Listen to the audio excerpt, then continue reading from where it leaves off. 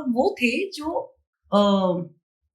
बाहर फॉरेन से आए, घूमने आए, फॉरेनर्स हैं, दिल्ली में ही रह रहे हैं, आपके इर्द गिर्द ही रह रहे हैं।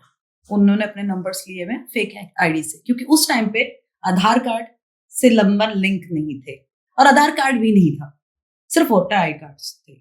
तो इतना ज्यादा वेरिफिकेशन कोई नहीं करता था। मैंने अपनी लाइफ में एक चीज देखी कि मान लीजिए आप नंबर चला रहे हैं, आप यूज कर रहे हैं और आपने मेरी आईडी पे वो नंबर लिया हुआ है, आपको पता ही, मेरे को पता ही नहीं है मेरी आईडी पे नंबर चल रहे हैं तो किस लिए चल रहे हैं। इसी तरीके से बैंक अकाउंट्स भी वो यूज करते थे और सब वो बीच में रह के, ये वहां से शुरुआत हुई, इसकी उपज वहीं से हुई और आज भी हो रहा है, और आज भी यही हो रहा है। पहले फॉरेनर्स कर रहे थे, अब इंडियंस भी कर रहे हैं सर। तो ये बहुत बड़ा एक वो है कि ये ट्रेंड को इतना ज्यादा बढ़ा दिया, क्योंकि 2005-6 की और 7 में तब इतनी 20 साल भी नहीं थी, अवेयरनेस नहीं, कुछ नहीं, लोग बन रहे हैं पागल, लोग उनकी बातों पे बिलीव भी कर रहे हैं, उनके बैंक अकाउंट्स यानी कि जो फेक अकाउंट्स हैं उनके अंदर पैसा भी ट्रांसफर कर रहे हैं क्योंकि उन्हें लालच आ गया। अब ये खेलते भी उसी से ही है। और आजकल एक नया, मैंने आपको पहली वाली चीज तो बताई थी, एक नया है जो मजबूरी से बनते हैं। हाँ। इनको क्या किया जाता है, इनको ना बोला जाता है कि जी नौकरी लगी है, हाँ। ट्रेनिंग के लिए आपको 2 हफ्ते जाना है बाहर इंडिया के। ये अपने स्पॉट्स पे ले जाएंगे, कंबोडिया वगैरह में ले जाएंगे, वहां उनको पकड़ के जबरदस्ती साइबर क्राइम करवाएंगे कि भैया आप तुम्हें आ गए, जबरदस्ती है क्योंकि आप बॉर्डर, आप बाहर हो गए ना, अब आप लॉ के बाहर हो गए। अब कितनी बार भी आपने पीछे भी न्यूज़ सुनी होगी, सरकार ने कितनी बार ये रैकेट्स पकड़े हैं जहां पर लोगों को जबरदस्ती करवाए जा रहे हैं साइबर स्कैम। वो नहीं करना चाहते, लेकिन जी भैया तो मार देंगे या टॉर्चर करेंगे या तुम्हारी फैमिली को कुछ कर देंगे कि भैया तुम्हें साइबर स्कैम करना है जबरदस्ती। और इनका क्या होता है, ये लोग अपने हाथ कभी गंदे नहीं करते। जो एक्चुअल जो क्रिमिनल है, किसी और के थ्रू करवाओ, वो सारा गंदा काम करे और जो भी प्रॉफिट वगैरह है, मैं वो कल को पकड़ा भी जाए तो मैं सेफ साइड हूं। और सबसे बड़ी बात, ये ज्यादातर यंगस्टर्स को क्यों पकड़ते हैं? यंगस्टर्स जो 18 साल के नीचे, उनको भी पकड़ा जाता है। कल को पकड़े भी गए तो जेल नहीं, ये जुवेनाइल जाते हैं। उनपे स्ट्रिक्ट इतने कानून नहीं है ना, आप एडल्ट थोड़ी हो, तो सारे इनके पास ये पैतरे होते हैं। वही आप जो बता रहे हैं, तो मैंने आज पहली बार ही सुना है कि वो लोग बाहर उनको बुला लेते हैं और उनसे फिर ये सब। और एक प्रॉब्लम है ये, देखिए साइबर की कोई ज्योग्राफिकल बाउंड्री तो है नहीं, इंडिया में हो रहा है, यूएस में हो रहा है, कोई भी कहीं से बैठा है कहीं भी कर सकता है। और वही प्रॉब्लम है कि उसको पकड़ोगे कैसे?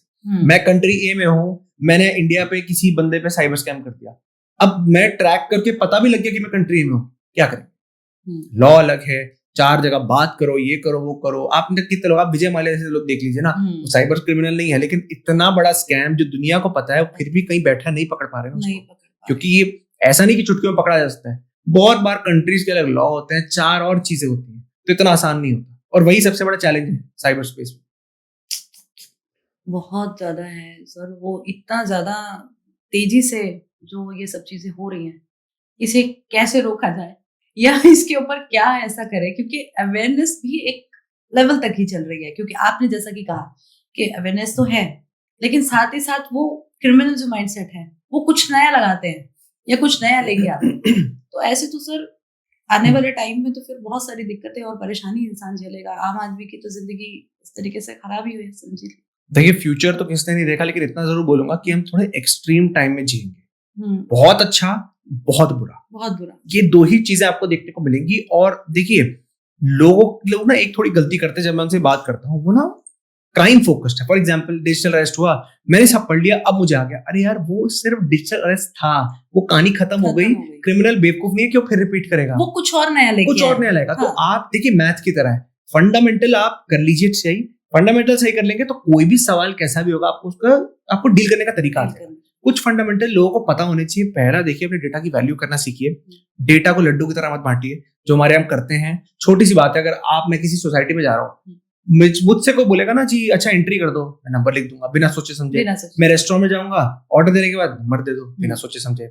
मैंने नंबर दे दिया, मैंडेटरी नहीं है। सुप्रीम कोर्ट की जजमेंट है जो कहती है कि आधार देना मैंडेटरी नहीं है, तो फोन नंबर तो बहुत दूर की बात है। आपने फोन नंबर दे दिया, कल को आपके साथ साइबर स्कैम होता है तो आप कहते जी मेरा नंबर किसी के पास कैसे आ गया। और मोस्टली सर आजकल हो भी तो यही रहा है ना, कि अभी हम मान लीजिए किसी होटल में चेक इन करते हैं तो वो आधार कार्ड ही मांगेंगे।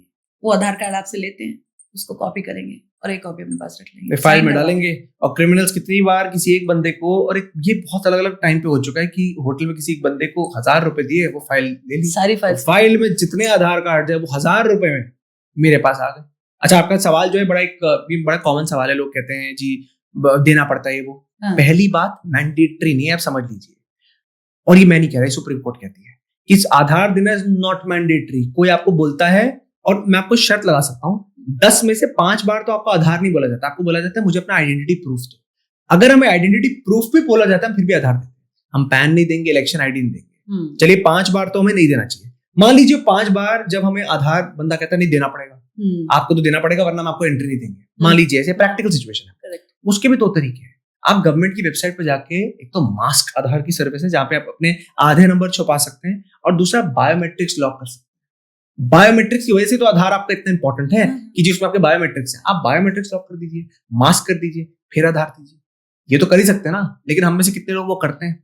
पता ही नहीं है सर, या तो पता नहीं है, पता ही नहीं है, या फिर बहुत लोग जिनको पता है। मैं इनसे कितनी बार बात करता हूँ, कहते हैं सर कर लेंगे ना। अरे यही तो प्रॉब्लम है, आपको लगता है मेरा नंबर नहीं आएगा, सबका नंबर आएगा, और आपको पता नहीं आपका नंबर कब आएगा।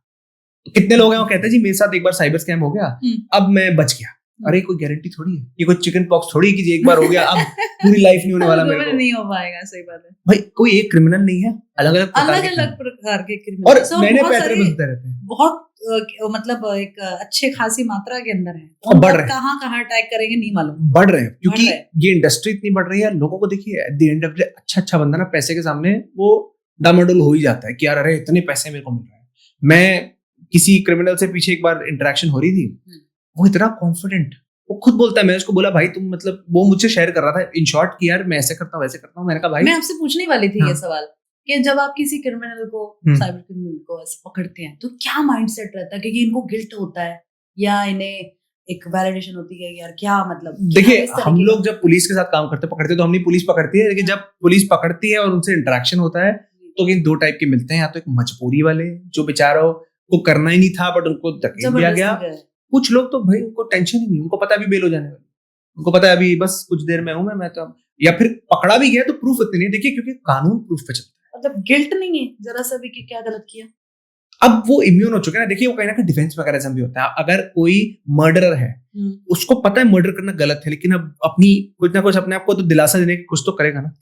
वो बड़े रिलैक्स होते हैं, क्योंकि देखिए उनके रिलैक्स होने के पीछे बहुत बड़ा कारण है।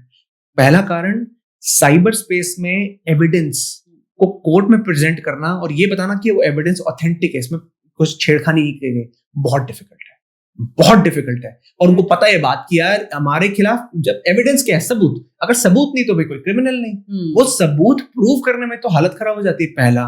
दूसरा जुरिस्डिक्शन इशू, पकड़ना आसान नहीं होता। कितनी बार अब लोग कहते हैं ना जी, हम फिल्मों में दिखाते हैं ट्रैक कर लो, अरे ट्रैक कर भी लो, पकड़ोगे कैसे? आज मैं मान लीजिए मैं रशिया में बैठा हूँ, या फिर मैं रशिया छोड़िए मैं यूरोप में कहीं बैठा हूँ, मैंने साइबर स्कैम कर दिया, कैसे पकड़ोगे मेरे को? तुम मेरी एग्जैक्ट घर का एड्रेस भी निकाल लो, फिर भी कैसे पकड़ो? नहीं पकड़ सकते। क्या कर लोगे? कितना भी क्या कर लोगे? मैंने लोगों को देखा करोड़ों उनके गए हैं।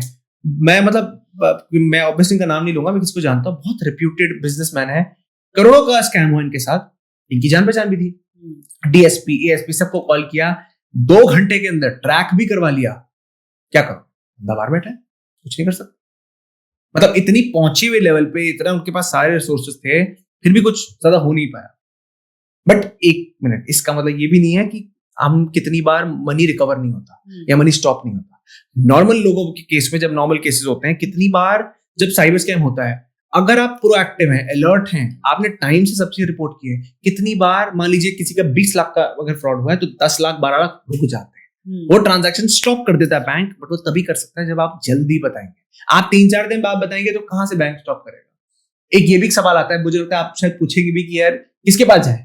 हम बैंक है, साइबर सेल है, बहुत सारी चीजें हैं। देखिए एक चक्रव्यूह है, आप और लोग रिलेट भी करेंगे। आपके साथ साइबर स्कैम होता है, साइबर सेल जाते हैं, वो कहते हैं पुलिस के पास जाओ, एफआईआर नहीं है तुम्हारे पास। पुलिस है, वो कहेगा बैंक के पास जाओ, हम कुछ नहीं करेंगे। बैंक कहती पुलिस के पास जाओ, साइबर सेल के पास जाओ। तो ये पूरा चलता रहता है। रहेंगे तो फिर जाएंगे कहाँ? बड़ा एक सिंपल, मैं आपको एक तरीका बता देता हूँ, ये मैं नहीं बता रहा, कानून बोलता है। जैसे ही साइबर स्कैम होता है, पहली बात तो आप टाइम वेस्ट करना तो अफोर्ड कर नहीं सकते। कितने लोग मैं जानता हूँ वो ना रुक जाते हैं, उनको एक दिन वो लिटरली बोलते हैं सर हमें ना सोचने में लग गया कि यार हमारे साथ हुआ कैसे। आपके पास इतना टाइम नहीं है, आपके पास बिल्कुल टाइम नहीं है कि आप सोचो। जैसे ही हुआ, खटाखट कुछ स्टेप्स आपको इमीडिएटली करना है। 1930 पे कॉल करना है, रिपोर्ट करना है। cybercrime.gov.in, इस पे जाइए, इस पे रिपोर्ट करिए, आपको अपने कॉपी भी मिलेगी कंप्लेंट की। वो कॉपी लेके अब आप जाइए पुलिस स्टेशन और पहले एफआईआर करवाइए। एफआईआर करवाएंगे, एफआईआर कराने से कोई मना नहीं करता। बाय चांस एफआईआर नहीं होती है तो साइबर सेल जाइए और वहां से देखिए, एक बात याद रखिए, जहां पर भी आप जा रहे हैं, बैंक, पुलिस, साइबर सेल, कुछ लिखत में ही लाइएगा। वर्बल की कोई वैल्यू नहीं है। आज मैं वर्बल आपको बोल दूं जी आपका मनी में स्टॉप करा दूं, कोई प्रूफ तो है नहीं ना। और कानून वर्बल उसमें जाता नहीं है, वो कुछ लिखत उसमें जाता है कि आपको कुछ तो एक रिटर्न उसमें वो दिया टेस्टिमनी। साइबर सेल जाइए, पुलिस जाइए, अब जाइए बैंक। और ये आपको मैं आपको इसका रीजन बता देता हूं क्यों। आरबीआई की एक नोटिफिकेशन थी, वो कुछ हो गए इसको साल 7-8 साल हो गए। वो नोटिफिकेशन कहती है आज जो चेंजेस के बाद कि जी अगर आपके साथ कोई साइबर स्कैम होता है तो 72 आवर्स यानी 3 दिनों के अंदर अंदर आपको बैंक को रिपोर्ट करना है, वर्बली नहीं, proper return cyber crime complaint बना के उसमें जो आईटी लॉ है उसके नुक्ते होने चाहिए, प्रोविजन होनी चाहिए। ये नहीं कि मैंने एक बेसिक मेल भेज दी, वो नुक्ते होंगे, साइबर क्राइम कंप्लेंट बनेगी, तब जाकर और बैंक को अगर 72 आवर्स के अंदर अंदर आपने दे दी तो बैंक की लीगल रिस्पॉन्सिबिलिटी बनती है आपको आपके पैसे वापस करना। लेकिन बैंक देखेगा केस टू केस की नेग्लिजेंस लेवल कितना है, हर केस अलग होता है साइबर स्पेस में। तो जितना नेग्लिजेंस होगा केस टू केस, लेकिन कुछ तो कॉम्पेंसेशन मिलेगा। मच बेटर देन जीरो से तो बेटर है, something is better than nothing. हाँ, लोगों को ये नहीं पता। और आप कभी भी बैंक जाएंगे, बैंक बोलता है कि किसी भी बंदे को जाइए बैंक में, बोलेगा आप 2-3 दिन बाद आइए। 2-3 दिन बाद क्यों आइए? वो 72 आवर की विंडो निकल जाएगी ना। 72 आवर की विंडो एक बार निकल गई तो भी आरबीआई नोटिफिकेशन कहती है कि 10 दिन है, लेकिन बैंक मैक्स टू मैक्स 90% पैसे आपको वापस दे सकता है। और वो 10 दिन निकल गए तब बैंक की पॉलिसी के ऊपर है, मतलब तब तो आप मान के चलिए बहुत कम चांसेस ये सारी टाइम निकलता चला जाता है, हाँ, बढ़ता चला जाता है तो चांसेस कम होते चले। ये सारी चीजें करने के बाद भी एक चीज है जो लोग नहीं करते हैं और वही सबसे महत्वपूर्ण है, फॉलो। आप बैंक के पास चले गए, आपने दे दिया, आप पुलिस के पास चले गए, आपने दे दिया, अब आप बैठ गए घर पे, महीना बैठ गए, अरे भाई फॉलो अप करो। क्यों फॉलो अप करो? बहुत प्रैक्टिकल रीजन है इसका, लॉ नहीं बोलता लेकिन प्रैक्टिकल रीजन ये है। मैं पुलिस वाला हूं, मेरे पास सिर्फ एक बंदा नहीं आया साइबर स्कैम, हो सकता है कितने आए हो। साइबर सेल वालों के पास तो पता नहीं हर रोज कितने आते होंगे, बैंक वालों के पास पता नहीं कितने लोग आते होंगे। तो आप कोई सेलिब्रिटी तो होने की याद रहेगा यार, पैसे आपके हैं, आपकी रिस्पॉन्सिबिलिटी है, आप उस चीज के लिए भागे, आप फॉलो अप करिए। हाँ, फॉलो अप करिए तो कहीं ना कहीं, और मैंने बहुत केसेस में देखा है लोगों को कॉम्पेंसेशन मिलती है, बट वो तभी होता है जब वो तेजी से एक्शन ले और बार बार फॉलो अप ले। सर वही बात है, आधे से ज्यादा लोगों को तो पता ही नहीं है, वो तो रह देते हैं, हो गया स्कैम, चले गए पैसे, ठीक है कोई बात नहीं। हाँ, लोगों को तब क्या फर्क पड़ता है, अब कुछ हो नहीं सकता, अब कुछ हो नहीं सकता, इसकी रिकवरी कहीं से होगी नहीं, ये पैसा तो गया। लोग दिमाग ही नहीं लगा पाते, उस तरफ सोच भी नहीं सकते हैं ना, मतलब उनके दिमाग में ये बात आती है कहीं से कहीं तक कि बोलते ठीक है अब मैं ही हूँ। अभी आपने जितना ये प्रोसेस मुझे बताया, समझाया, अगर मान लीजिए जिसको अवेयरनेस है, जिसको पता है, वो तो करेगा फटाफट, और जिनको नहीं पता है वो बैठा है, चले गए पैसे, कोई बात नहीं, 1-2 लाख कटे, 50,000 गए, कुछ भी अमाउंट गया, बैठे हैं क्योंकि कुछ पता ही नहीं है ना। तो हम एक्शन कहाँ से लेंगे, और हम भागेंगे भी तो कहाँ भागेंगे, क्योंकि हमें मालूम ही नहीं है इतनी सारी चीजें, छोटी छोटी चीजें, क्योंकि बहुत मुश्किल भी हो जाता है कि हर चीज को आप दिमाग में रखेंगे या करेंगे। कई लोग तो ऐसे भी हैं जिनको पता भी सब कुछ होता है फिर भी कुछ नहीं कर रहे हैं। ऐसे लोग मैं जानता हूँ, और क्यों नहीं कहते कुछ होने वाला तो है नहीं। यही तो प्रॉब्लम है, अगर आप यही मान के चलेंगे कुछ नहीं होगा तो क्या ही फिर देखिए, फिर आप दूसरों को मत बोलिए ना। हम अनफॉर्चुनेटली देखिए इंसानी फितरत है, हम ब्लेम गेम खेलते हैं, इसने नहीं किया, उसने नहीं किया, ये नहीं किया। और मैं बड़ा ब्लंट बोलूंगा, हम कब बोलते सरकार कुछ नहीं करती, पुलिस कुछ नहीं करती। मैं कहता हूं जिस दिन 3 पार्टीज हैं वो एक पेज पे अपनी अपनी ड्यूटी करेंगी, एक साइबर स्कैम्स कंट्री में नहीं हो सकता। वो 3 पार्टी कौन है? पहला सरकार, दूसरी अथॉरिटीज जैसे कोर्ट्स हो गए, आरबीआई हो गई, और तीसरा है आम जनता। ये तीनों अलग अलग पार्टीज हैं, अलग अलग ड्यूटी है। देखिए आजकल अगर आज देखिए सरकार क्या कर रही है, अवेयरनेस आपने देखा होगा बहुत बढ़ रही है। मैं परसों तरसों मूवी देखने गया, वहां पे भी मूवी से पहले यही ऐड आ रहा था कि जी साइबर स्कैम से बचें। कुछ ना कुछ नए नए लॉज ला रही है सरकार। जहां तक कोर्ट्स हैं, आरबीआई बहुत अच्छे अच्छे प्रोटोकॉल्स निकाल रही है कि जो स्कैम या आपको स्पैम कॉल जो आते हैं उसको कैसे हटाया जाए, हाँ, वो ही मैं सोचती हूँ कि तो ये मैंने आपको जैसा बताया कि इनको पता नहीं टाइमिंग का क्या ऐसा मालूम पड़ता है, उससे पहले नहीं, उससे बाद भी नहीं। मैं आजकल बहुत नोटिस कर रही हूँ कि ये हो क्या रहा है। मैं अपने घर पे बोलती हूँ यार इन्हें पता कैसे चल जाता है कि मैं उठ चुकी हूँ, अब लग जाओ, अब फोन पे फोन करो। अब कितने नंबर ब्लॉक करेंगे? 10, 15, 20, लेकिन सर लाइन और लिस्ट नंबर्स की अलग अलग इतनी है कि आप ब्लॉक करते करते थक जाएंगे और आप सुनते सुनते भी थक जाएंगे। कई बार होता है किसी अननोन नंबर से फोन आएगा, आप जाहिर सी बात है अननोन नंबर से आप उठा ही लेंगे, क्योंकि इनके नंबर्स के आगे तो कुछ 011 समथिंग समथिंग कुछ इस तरीके के होते हैं, तो पता चल जाता है और उस पर लिखा भी आ जाता है कि ट्रू कॉलर के अंदर भी ये है। और आजकल काफी चीजों में पहले पता चल जाता है फोन कहाँ से रहा है, तो बंदा थोड़ा अवॉइड कर देता है। लेकिन उन नंबर्स का क्या जो दूसरे मतलब एक नंबर की तरह ही लगे और जो ये लगे कि हाँ कोई आपको बार बार एक नंबर से फोन कर रहा है, तो हो सकता है किसी प्रॉब्लम में फंसा होगा, देख लो यार, बात कर लो, उठा के देखते हैं कि कोई प्रॉब्लम में तो नहीं है, उठा के देख लेते हैं, इतनी देर से फोन बज रहा है, एक बार कॉल आ गया, 2 आ गया। ये भी बहुत होता है, आपने फोन उठाया, वो कुछ अटपटी सी वहां से बात करते हैं, आपने लोन अप्लाई किया हुआ है, आपने ये किया हुआ है, बड़ी प्रैक्टिकल बहुत सारी चीजें ऐसी बोलते हैं। आप जब तक इन्फॉर्मेशन नहीं देते रहेंगे कि हमने ये नहीं किया, हमने वो नहीं किया, आप फोन रखिए, आपका एड्रेस क्या है, ये क्या है, वो पता नहीं किस तरीके से, मतलब बहुत स्मार्ट खेलते हैं। और यही से सारा गेम मेरे ख्याल से तब तक हो ही जाता है। वो सारी मानसिकता का गेम है। देखिए आप वही वाली बात है ना, देखिए वही 2 टाइप के क्रिमिनल होते हैं। एक होता है कि जी मैं 100 लोगों को कॉल करना है, अब 10 बजे से लेकर 6 बजे तक प्राइम टाइम होता है, मैं तब कॉल करता हूँ। जो बहुत ही स्मार्ट क्रिमिनल्स होते हैं, एक्सपीरियंस, वो करते हैं डेटा मैपिंग। डेटा मैपिंग मतलब अगर मुझे आपको टारगेट करना है, पूरा आपकी चिट्ठा निकल जाएगा जी, कब ऑनलाइन आती है, क्या होता है, कैसे होता है। इन्होंने मेरे साथ यही तो नहीं किया हुआ कहीं तो मुझे लग रहा है, तो उस हिसाब से मैं फिर टारगेट करता हूँ। नहीं सर मुझे बताओ आप ये सब हो रहा है कहीं मैं तो नहीं टारगेट हूँ नेक्स्ट।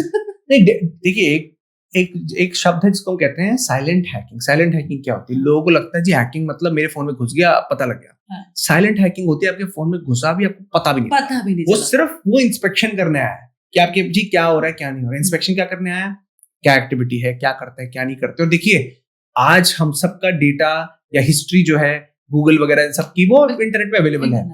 तो कोई अगर क्रिमिनल स्मार्ट है, उसको दिख जाता है कि कौन कितना डेटा केयरलेस है, यानी लापरवाह है। जब कोई दिखता है ये इंसान अपना डेटा 100 जगह बांट रहा है और कोई इंसान सिर्फ 5 जगह बांट रहा है, इसका मतलब है 100 वाला उसको परवाह ही नहीं, इधर डेटा उधर डेटा बांटा। तो ऐसे लोगों को अटैक करना आसान होता है ना, क्योंकि वो अवेयर नहीं है। ये बड़ा एक सिंपल मैथ है कि अगर मैं अपना डेटा बांट रहा हूं, इसी चीज से पता भी लगा लेते हैं कि हाँ भाई ठीक है, हाँ अंदाजा लगा लेते हैं कि अवेयर नहीं, इसको टारगेट करना ज्यादा है। अच्छा, उसमें भी डेटा मैपिंग में भी ये लोग एज ग्रुप वाइज बैकग्राउंड सब देखते हैं। मैं आपको एक छोटा एग्जांपल देता हूँ। आपने कभी नहीं सुना होगा कि डिजिटल अरेस्ट कोई यंगस्टर के साथ हो गया, और कभी ये नहीं सुना होगा कि क्रिप्टो स्कैम कोई एल्डर सिटीजन के साथ हो गया। क्यों? क्योंकि जो सीनियर सिटीजन होते हैं उनको डराना ज्यादा आसान है और यंगस्टर्स को लालच देना। अगर आप स्वैप कर दो काम नहीं बनेगा। तो क्रिमिनल्स ये स्मार्ट होते हैं, वो इस हद तक देखते हैं। मतलब देखिए क्राइम अलग टाइप का है, तो कस्टमाइजेशन है ना, इस बंदे को कैसा क्या चारा डालना है जिससे वो फंसेगा। तो ये इसे कहते हैं डेटा मैपिंग। डेटा के अकॉर्डिंग कैसे आप कौन सा क्राइम किसके साथ कर रहे हैं। अगर मैं आज डिजिटल अरेस्ट स्कैम यंगस्टर के साथ करने लग गया, कुछ नहीं होने वाला, कोई फंसेगा ही नहीं, कोई नहीं फंसेगा। और सीनियर सिटीजन उनको लालच, उनको पड़ी नहीं ना, वो लाइफ के स्टेज पे आ गए, उनको लालच नहीं चाहिए, तो मैं उधर जाऊंगा, वो कोई फर्क नहीं पड़ता। लेकिन जब आप सही मैपिंग करते हैं तो बहुत डिजास्टर्स रिजल्ट्स होते हैं। मैंने लोगों को उनकी लाइफ सेविंग्स तक होते देखा है स्कैम के चक्कर में। किसी के 20-25 लाख, अभी हम एक क्लाइंट का केस कर रहे हैं, 11 करोड़, और कैसे उन्होंने अपने किए, उनको कहीं से जी फेक वेबसाइट बनाई, सब कुछ फेक, और बोला गया जी आपको अपने म्यूचुअल फंड वगैरह से 12-13% मिलते हैं, हम 17% 18% देंगे साल का। ये इतने कन्विंस हो गए क्योंकि स्क्रीन पे लिखा आ रहा था, हार्ड कैश कुछ नहीं, स्क्रीन पे आ रहा था। इन्होंने म्यूचुअल फंड से निकाला, एफडी से सब कुछ निकाल के सारी लाइफ की वो 11 करोड़ डाल दी उसमें, और 4 महीने तक चला किस्सा। ऐसे नहीं एक बार, धीरे धीरे करते करते डाले, जैसे ही हुआ गायब, 11 करोड़ गायब। और ये भाई साहब एक ही झटके में 4 महीनों में मतलब इन्होंने शुरू में कुछ लाख डाले, स्क्रीन पे दिखता गया कि जी मेरा बढ़ रहा है, जी मेरा पोर्टफोलियो बढ़ रहा है, और मोटिवेशन है, और डाले। अरे यार तुम्हारे पास हार्ड कैश तो नहीं आया ना, स्क्रीन पे तो मैं कुछ भी झूठ दिखा दूं कि ये हो रहा है वो हो रहा है। तो अलग अलग स्कैम होते हैं। लोगों को सिर्फ इतना समझना पड़ेगा एट द एंड कि क्राइम देखिए बढ़ता रहेगा, क्रिमिनल क्रिएटिव होते रहेंगे। हम जिस दिन ये समझ जाएं, सिंपल एक मतलब मैं एक पूरे पॉडकास्ट को सिर्फ एक लाइन में वो कर सकता हूं, जिस दिन हम ये समझ जाएं कि यार मेरा डेटा मेरी रिस्पॉन्सिबिलिटी है, मुझे कोई कल को बचाने नहीं आएगा, तो मुझे 24 घंटे सतर्क रहना है। अगर आप इंटरनेट पे थोड़ा शक्की भी हो जाए ना, कोई हर्ज नहीं है, क्योंकि आप हर चीज डबल चेक करेंगे, और डबल चेक करने के चक्कर में आप बार बार बचते रहेंगे। तो इतना डबल चेक करने का टाइम ही कहाँ है लोगों के पास कि कहाँ तक करेंगे। अब देखिए वही रिस्क वाली बात है, या तो आप रिस्क कर लीजिए। अब देखिए डबल चेक करने का क्या मतलब है, अगर मुझे कहीं से मैसेज आता है और जी बोल रहे हैं कि जी मैं तुम्हारी मौसी हुई है वो, अरे भाई चेक तो कर लो। हाँ वेरीफाई तो कर लो, और जो अपने लोग हैं उनसे तो हम कर सकते हैं। मैं आपको एक सिंपल एग्जांपल देता हूँ, ऑपरेशन सिंदूर के टाइम पे बड़ा प्राइम एग्जांपल है। ऑपरेशन सिंदूर हुआ उस टाइम सोशल मीडिया पे एक वेव थी कि हमारे जो जवान हैं वो अपनी कुर्बानी दे रहे हैं, उनकी फैमिलीज देखिए मतलब कितने मतलब ब्रेव हैं वो लोग। हमारी जो नेबरिंग कंट्री है उन्होंने क्या किया इस समय, एआई से एक व्हाट्सएप मैसेज बनाया, एआई से एक फेक वॉइस नोट बनाया हमारे किसी मिनिस्टर की आवाज लेके, और वो मैसेज व्हाट्सएप पूरा फैला दिया इंडिया में। वो मैसेज क्या कहता है, मैसेज कहता है कि हम भारत सरकार जो हमारे जवान हैं उनकी फैमिलीज को सपोर्ट करना चाहते हैं, तो आपसे जो बल पड़ता है आप पैसे प्लीज इस फंड में दे दीजिए। लोगों ने, क्योंकि उस समय इमोशनल थे, सब कुछ था, लोगों ने कोई 10 रुपए, कोई 20 रुपए, कोई 100 रुपए दिए, करते करते वो करोड़ों में हो गए। और करोड़ों में हो गए, वो सारे पैसे कहाँ गए, टेररिस्ट एक्टिविटीज को फंड करने। तो टेक्निकली किसने फंड किया, हम लोगों ने टेररिस्ट एक्टिविटीज फंड किया। और 3-4 दिन बाद सरकार को अपने सोशल मीडिया पेज पे लिखना पड़ा कि भाई हम नहीं है। अगर सरकार का कोई इनिशिएटिव होता है तुम गूगल पे चेक तो कर सकते हो कि जी है या नहीं है। तुमने जो बस एक व्हाट्सएप पे सरकार शब्द सुना, तुम्हें लगा जी, वही बात बोल रहा हूं ना मैं, वेरीफाई नहीं किया, अंधा ट्रस्ट किया। आप एक बात याद रखिए, हम उस एज में जी रहे हैं जहां thanks to AI voice, text, video, photo सब कुछ कॉपी हो सकता है। तो जब सब कुछ इतनी अच्छी तरीके से कॉपी हो सकता है तो फिर आप कैसे किसी पे अंधविश्वास कर सकते हैं। वही बात है। लेकिन जैसा कि आपने कहा कि कुछ चीजें इतनी ज्यादा डिफेक्ट के मामले में जो बात आती है वो इतनी ज्यादा रियल हो गई है कि आप अंदाजा भी नहीं लगा सकते अपनी आंखों पे कि जो आप देख रहे हैं, आप इस टेक्नोलॉजी पे आप ट्रस्ट करें या नहीं करें। और अगर ट्रस्ट करते हैं तो जाहिर सी बात है कि हम लोग कहीं ना कहीं वीक पड़ते हैं। मैं देखिए बोलूंगा इतनी गलती नहीं है लोगों की, क्योंकि टेक्नोलॉजी इतनी तेजी से बढ़ रही है। लेकिन जो लोग अपने, देखिए कंपनीज मेन रिस्पॉन्सिबिलिटी तो कंपनी की है कि अगर आपके प्लेटफॉर्म पे चल रहा है आपको एक वाटरमार्क कुछ लगाना चाहिए कि एआई जनरेटेड। बट अगर ऐसा नहीं करती कंपनीज, आप क्या कर सकते हैं? अगेन ये फंडामेंटल चीज वही है, वेरीफाई। आप पीछे की कहानी है, विराट कोहली सचिन तेंदुलकर इन दोनों के डीप फेक बने। वो रियलिस्टिक, बिल्कुल रियलिस्टिक डीप फेक नहीं थे, मतलब इस हद तक नहीं थे कि उनकी वीडियो कैसे उठाई गई है लिपसिंग तक मैच नहीं कर रही जो वो बोल रहे हैं। हाँ मैंने कई वीडियोस देखे हैं और वो बोल रहे हैं जी, विराट कोहली बोल रहा है जो फिटनेस का इतना वो सब कुछ, वो कहता है कि जी मैं क्रिकेट में इतने पैसे नहीं कमाए जितना मैंने इस गैम्बलिंग में कमा लिए, तुम भी करो, तुम भी पैसे कमाओ। अरे यार कुछ तो दिमाग लगाओ कि विराट कोहली ऐसा क्यों करेगा। सचिन तेंदुलकर जो है वो बैटिंग, उसने कभी जिंदगी में कोई अल्कोहल बैटिंग प्रमोट नहीं, वो क्यों एकदम एक रात उठ के वो बोलेगा जी मैं प्रमोट कर रहा हूँ। वो ऐसे एप्स 2-2 दिन में इतनी अपसर्ड्स पाई है, लोगों ने अंधा होके कि यार विराट कोहली बोलना चलो करते हैं। यार दिमाग नहीं लगाया, वेरीफाई तो करो। अगर कोई सच में कर रहा है तो ये न्यूज तो हेडलाइन बन जानी चाहिए ना, गूगल पे जाओ देखो क्या हो रहा है। जितनी सारी वीडियोस थी ना उसमें पता चल जाता था कि लिप्स मैच नहीं करते थे, लेकिन अब सेम है। आप यहाँ कुछ बोलेंगे और मान लीजिए मैं आपसे बात कर रही हूँ, आराम से कुछ भी हेरा फेरी कर लेना, आपका ही वीडियो कहीं से भी उठा के उसकी चेंज करके टोन बना के कुछ भी कर सकते। ट्रस्ट इश्यूज बढ़ेंगे, ठीक है, ट्रस्ट इश्यूज भी बढ़ेंगे। अपने आप को मान लीजिए अगर आप ही के साथ ऐसा कुछ हो जाए या आप ही के साथ में ऐसा केस हो जाए कि आप ही के वॉइस को, आप ही की वीडियो को बना दें, तो आप अपने आप को प्रूफ कैसे करेंगे कि मैं हूं ही नहीं, ये बड़ा और उसके चलते कोई क्राइम हो जाए। ये बड़ा अच्छा सवाल है, क्योंकि देखिए प्रूव करने के लिए मैंने कहा था ई एविडेंस, हमारा आईटी एक्ट है जिसमें 65B है। सरल शब्दों में वो एक सर्टिफिकेट देता है। बेसिकली अगर मान लीजिए कोई एविडेंस कोर्ट में आया तो जज कहता है जी जब तक इस पे सर्टिफिकेट नहीं आएगा तब तक मैं इस एविडेंस को ऑथेंटिक नहीं मानूंगा। वो एविडेंस पे लैब में चेक होती, 4 चीजें और चेक होती, क्या है क्या नहीं। लेकिन डीप फेक जैसी चीज बड़ी इंटरेस्टिंग है क्योंकि इस पर कानून अब तक नहीं है, और इसीलिए इन चीजों का कानून होना बहुत जरूरी है। क्योंकि आज डीप फेक देखिए शुरुआत हो चुकी है, सेलिब्रिटीज के साथ छोड़िए, अब तो नॉर्मल केसेस हम देखते हैं डीप फेक बन रहे हैं जी।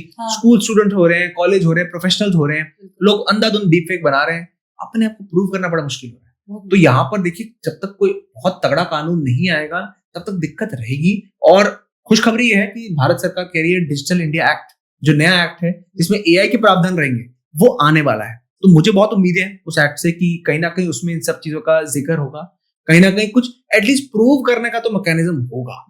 बट हाँ ये जरूर है कि एक प्रैक्टिकल प्रॉब्लम है, और आज भी हमें बड़ा लॉयर्स ऑल्सो जब हमारे पास ऐसे केस आते हैं बड़ा मुश्किल हो जाता है प्रूव करना कि बंदा नहीं था उसमें।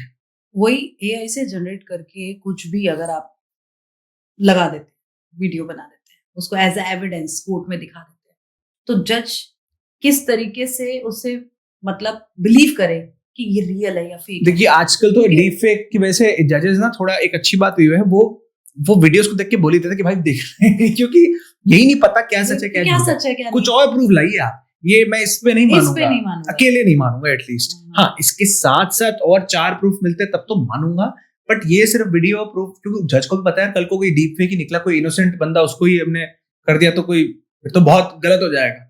तो कहीं ना कहीं वो डिफेंसिव चल रहे हैं जो अच्छी बात है, लेकिन हाँ जब तक कानून नहीं आएगा तब तक दिक्कत तो रहेगी और ये अपने आप में बहुत बड़ी दिक्कत हो जाएगी। तो इससे बेस्ट यही है कि लाइफ में जो भी करना है सामने सामने देख के करो और किसी भी वीडियो और या किसी भी चीज पे बिलीव ना करो। देखिए डीप फेक कड़वी सच्चाई है, किसी का भी डीप फेक बन सकता है, आपका मेरा किसी का भी बन सकता है, लेकिन फर्क तब आता है कि आप उस पर विश्वास कितना कर रहे हैं। अगर आज मैं हूं, देखिए हर क्रिमिनल को पैसे नहीं चाहिए होते, कोई क्रिमिनल सिर्फ तंग करने के लिए काम करते हैं। मैंने जी किसी सेलिब्रिटी का डीप फेक बना दिया, मैंने सोशल मीडिया पे डाल दिया, कोई पैसे नहीं मिले मेरे को, लेकिन मुझे मजा आ रहा है जी इसकी बदनामी हो रही है।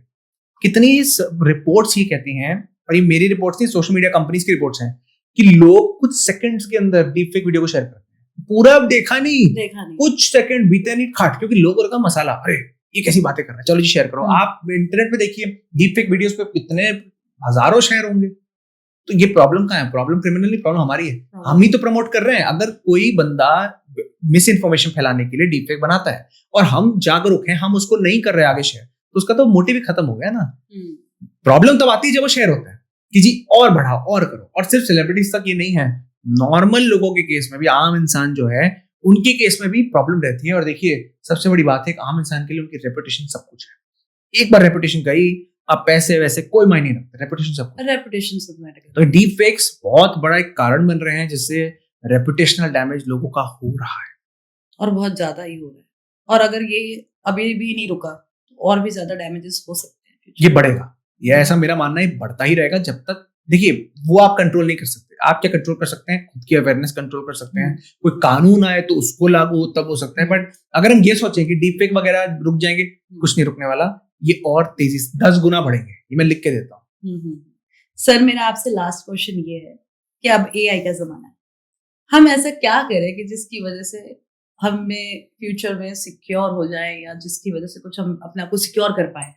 ये बहुत ही तगड़ा लास्ट क्वेश्चन पूछा आपने क्योंकि ये डाउट सबका होता है कि क्या होगा फ्यूचर में, क्या होगा। और देखिए फ्यूचर की अनसर्टेनिटी तो हमेशा रहेगी, लेकिन अब ज्यादा हो गई है कि एआई आ गया, अब क्या होगा, ये कैसे होगा। देखिए इसमें 2 पहलू हैं। अगर आप ये सोचते हैं एआई इससे कोई फर्क नहीं पड़ता, वो भी गलत है। अगर आप ये सोचते हैं एआई ही सब कुछ है, वो भी गलत है। एआई हर इंडस्ट्री में इम्पैक्ट डाल रहा है, lawyer, doctor, engineer, podcaster, social media influencer. तो इतना तो सत्य है कि एआई आपकी इंडस्ट्री में इम्पैक्ट करेगा, लेकिन करे क्या? मेरे जितना भी मेरी इंटरेक्शन रही, एक्सपीरियंस रहा है, उसके अकॉर्डिंग मैंने एक फ्रेमवर्क बनाया है जिसको मैं बोलता हूँ SPA फ्रेमवर्क, स्पा फ्रेमवर्क। अभी वो वाला स्पा नहीं है जहाँ पे हम रिलैक्स कर सकते हैं, लेकिन SPA 3 एलिमेंट्स हैं। अगर आप ये 3 चीजें करते हैं तो कुछ और होना हो, इतनी गारंटी पे दे सकता हूं कि आप एक अच्छी पोजीशन में फ्यूचर में रहेंगे। और ये बहुत सिंपल है, आपको सुनने में लगेगा ये पता नहीं क्या सिंपल स्टेप्स हैं, बट यही सिंपल स्टेप्स हर रोज दोहराए जाएं, बहुत फर्क पड़ेगा। Number 1 is S, which stands for skills। अब आपने सुना होगा कि जी हमें स्किल सीखने, स्किल होते हैं, कोर्सेज होते हैं, कोई ये दिमाग में लगाता कौन से स्किल सीखने। हम लोग क्या करते हैं जी, एक किसी ने स्किल सीखा, कोडिंग होती, सब कोडिंग कर लग जाते हैं। अरे यार एआई के जमाने में तुम ये देखो, तुम्हारी इंडस्ट्री में एआई कैसे इंपैक्ट कर रहा है, पहला उसकी नॉलेज तुम्हें भरपूर होनी चाहिए। दुनिया भर में क्या हो रहा है, अगर मैं लॉयर हूं, एआई दुनिया भर में लॉ की इंडस्ट्री में, लीगल इंडस्ट्री में क्या इंपैक्ट डाल रहा है, क्या हो रहा है, इसकी कांस्टेंट नॉलेज। ऐसा नहीं एक दिन बैठा मैंने सब कर लिया, रेगुलर नॉलेज मुझे होनी चाहिए, पहला। दूसरा, मुझे अपने आप से बार बार सवाल पूछने कि यार अगर नॉलेज तो है, देखिए नॉलेज आप 4 चीजें पढ़ते हैं, आपका दिमाग अपने उस डायरेक्शन में चलता है कि ये सब हो रहा है, अब इसके अकॉर्डिंग मुझे कौन से स्किल सीखने चाहिए। मान लीजिए एआई लॉ में कुछ चीज अगर इंपैक्ट ला रहा है, कुछ नेगेटिव इंपैक्ट भी ला रहा होगा, बिल्कुल चैलेंज आ रहे हैं। अब चैलेंज है तो उसके लिए स्किल चाहिए। मैं एज ए लॉयर कौन से स्किल सीखूं कि मैं इस चैलेंज को मैं टैकल कर पाऊं, क्योंकि देखिए अगर वो चैलेंज किसी और कंट्री में है, वो भारत में भी जरूर आए, ऐसा तो हो नहीं सकता, आज नहीं तो कल जरूर। तो पहला तो स्किल हो गया जहां पे अपनी नॉलेज आप अच्छे से भरपूर तरीके से आप गेन करते हैं। और ये बहुत डिफिकल्ट नहीं है। अगर आप दिन के 10 से 15 मिनट भी निकाल ले, थोड़ा स्क्रोलिंग से हटा के 10 से 15 मिनट गूगल पे चले जाएं, और मान लीजिए अगर मैं हूं, मैं लिखूंगा AI फॉर लॉयर्स, आप लिख सकते हैं AI फॉर पॉडकास्टिंग, ये वो, आपको हर रोज डेली 10 मिनट की एक न्यूज वो मिल जाएगी कि जी वो क्या रहा है। वो जो बुलेटिन होता है ना, आप हेडलाइंस पढ़ेंगे, कुछ पढ़ेंगे 10 से 15 मिनट, लेकिन हर रोज करेंगे तो 2 महीने के अंदर आपको बहुत ही फर्क दिखेगा अपनी सोच में भी, कि किस तरीके से सोच रहे हो आप, अवेयर है। पहला तो ये हो गया। दूसरा है P, प्रिडिक्टेबिलिटी। और प्रिडिक्टेबिलिटी का मतलब ये नहीं हम एस्ट्रोलॉजर बन के फ्यूचर प्रिडिक्ट कर दें, लेकिन अगर आप इतने समय से कुछ पढ़ रहे हैं तो कहीं ना कहीं आपको ट्रेंड्स खुद इंसानी, देखिए हम लोग बहुत स्मार्ट हैं, आप कुछ जरूरी नहीं है कि कल को कोई गार्टनर की रिपोर्ट आएगी आपको ट्रेंड बताएगी। आप जब 2-3 महीने पढ़ेंगे आपको अपने आप समझ आ जाएगा कि इंडस्ट्री किस जगह जा रही है। मान लीजिए आप पॉडकास्टिंग कर रहे हैं, आपने पॉडकास्टिंग क्यों की, कि आपको दिखा आसपास कि यार इंडस्ट्री तो यहाँ जा रही है। तो अगर आप पढ़ते हैं तो कहीं ना कहीं पहली बात तो देखिए आप 1% कैटेगरी में, 99% लोग पढ़ते ही नहीं है। दूसरा, अगर आप पढ़ रहे हैं, ज्यादा नहीं पढ़ना, 10 से 15 मिनट आपको ट्रेंड समझ आने लग गए, तो आपको जब ट्रेंड समझ आएगा तो आप उसी डायरेक्शन में काम करना शुरू करेंगे। तो आप कहीं ना कहीं देखिए आपको तो एज मिल गया ना, आप क्राउड फॉलो नहीं कर रहे हैं, आप तैयार हैं। कल को जी कोई अपॉर्चुनिटी आती है, आप पहले ही उसको कर लेंगे। मैं आपको छोटा एग्जांपल देता हूं। आजकल नई जॉब आ गई है जिसको कहते हैं AI मैनेजर्स। AI मैनेजर एक जॉब है, क्या करता है बंदा AI को मैनेज कर रहा है। अरे AI को मैनेज करने के लिए भी तुम्हें AI की जानकारी तो होनी चाहिए। जिन लोगों को इसके बारे में पता था, अवेयर थे, जैसी जॉब अपॉर्चुनिटी आई खड़ा कर लेंगे। और पैकेजेस कम नहीं है, क्योंकि देखिए डिमांड सप्लाई का गेम है ना सारा। डिमांड बहुत है, सप्लाई कम है, लोगों को पता ही नहीं है।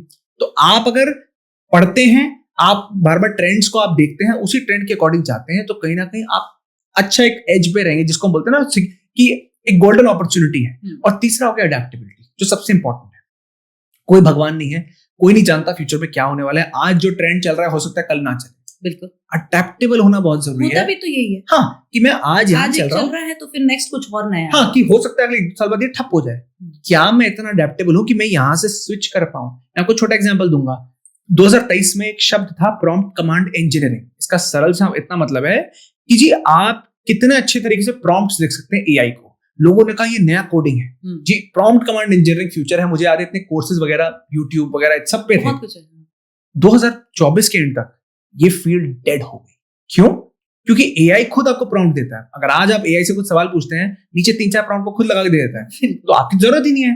तो कहने का मतलब ये, जो हमने सोचा कि यार ये फ्यूचर होगा, वो 1-1.5 साल में ठप हो गया। अडेप्टेबल होना बहुत जरूरी है, क्योंकि देखिए आने वाला समय लर्निंग अनलर्निंग का है। आप जो सीखेंगे हो सकता है 2 साल में उसकी कोई वैल्यू ना हो, क्योंकि AI वो चीज कर रहा हो आपसे बेटर पेस पे। आपको अडेप्टेबल होना है। अच्छा जी मैं ये कर रहा हूं, कल को जी कुछ हो जाए तो मैं यहां से कैसे स्विच करूंगा। जितना अडेप्टेबल आप रहेंगे उतना फायदे में रहेंगे, क्योंकि अब वो जमाना गया हमारे पेरेंट्स का कि जी एक काम करो 20 साल तक करो। अब ये होगा नहीं, अब नहीं होगा। हर 3-3, 2-2, 4-4 सालों में, 4 साल भी बहुत ज्यादा बोल दिया मैंने, 2-2 सालों में चीजें चेंज हो रही है। आप कितने अच्छे से अडेप्ट कर पाते हैं वो आपके ऊपर है। अगर आप ये 3 चीजें SPA को हर रोज फॉलो करते हैं, फर्क नहीं पड़ता आप यंगस्टर हैं, प्रोफेशनल हैं, मैं दावे से बोल सकता हूं आपकी वो एंग्जाइटी और डर खत्म हो जाएगा AI को लेके कि जी आगे क्या होने वाला है। क्योंकि आप भगवान नहीं है, लेकिन कहीं ना कहीं आप अवेयर ज्यादा हैं कि अच्छा इंडस्ट्री इस साइड जा रही है, तो ये चीजें होने की संभावना ज्यादा है, तो प्रिपेयर ज्यादा रहेंगे। क्योंकि तेजी से बढ़ा है ना सब कुछ, अचानक से इतना आगे की तरफ जा रहा है, और आने वाले समय में और आगे जाएगा। तो ये भी अपने दिमाग में कहीं ना कहीं इंसान लेके चलता है कि अभी जब ये हाल है और जो टेक्नोलॉजी इतनी एकदम सुपर चल रही है, तो आने वाले 10 साल या 15 साल या फिर 50 साल के बाद क्या होगी। तो ये अपने आप में एक बहुत वो है कि आप पढ़ते हैं, ये समझते हैं, जैसे कि आपने कहा एक नॉलेज होना बहुत जरूरी है। फालतू की चीजों को स्क्रॉल ना करके अच्छी चीजों की तरफ थोड़ा ध्यान दिया जाए। और ज्यादा टाइम लगता नहीं है, 15-20 मिनट दिन के निकाल लेंगे तो कुछ ज्यादा कोई बड़ी बात होगा नहीं, लेकिन वही कंपाउंड होके आप 2 महीनों के अंदर आप अपने आप में फर्क देखेंगे कि यार मतलब इतना आप अलग ही लेवल पे होंगे, इतना मैं बोल सकता हूँ। नहीं, ये बात आपने बिल्कुल सही कही। और जाहिर सी बात है, हम लोग स्क्रॉल करते हैं फोन पे, रील्स देखते हैं, 1-1 घंटा 2-2 घंटा हम लगे ही रहते हैं। कभी भी हमारा दिमाग ये नहीं सोचता, ना ही उस तरफ जाता है कि यार ऐसी भी कुछ चीजें हैं जो हम पढ़ सकते हैं या अपनी लाइफ में उसको ला सकते हैं, उनके ऊपर इम्प्लीमेंट कर सकते हैं, तो आगे चल के हम लोगों को प्रॉब्लम्स नहीं होगी। तो यही एक मानसिकता होती है कि हम लोग दरअसल जहां से कुछ अच्छा मिल रहा होता है या जिधर हमारे को दिमाग लगाना है, वहां हम नहीं जाते। ह्यूमन नेचर है। और जो कुछ फालतू का है वहाँ बहुत जल्दी हम अट्रैक्ट होते हैं। सो वैसे आपके साथ बात करके और इतने सारे आपसे इंफॉर्मेशन जो हमें मिली और जो आपने बताया वो बहुत अमेजिंग है और एक अच्छी अवेयरनेस है लोगों के लिए। And thank you so much once again कि Thank आप you so हमारे much. शो पे आए। Thank you so much.